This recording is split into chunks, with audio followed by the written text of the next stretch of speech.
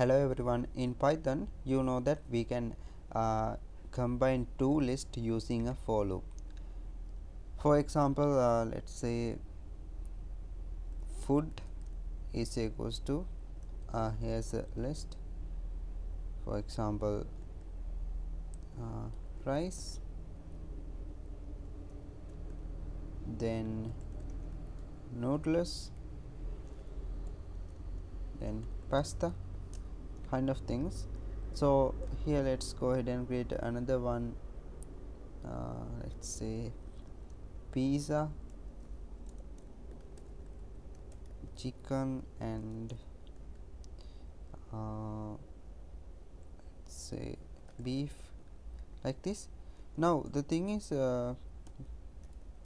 you might going to use this for item in let's say pizza. We want to add these elements into this list, so we can say pizza here. So we are going to have each and every elements to this item. So then what I will do, just say food dot append, and then here inside parenthesis item. Yes, this is correct, but the thing is there's a easy way to do this. For example, here if we go to print the food list, of course we can see the latest elements are added to that list.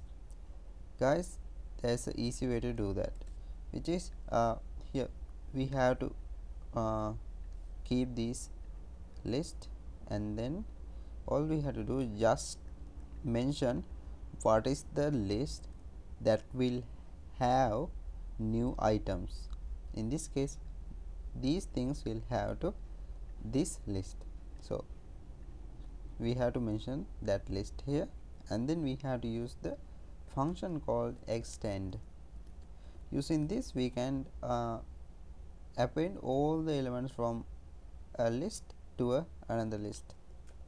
Here we have to mention in what list values should be passed into this main list. Now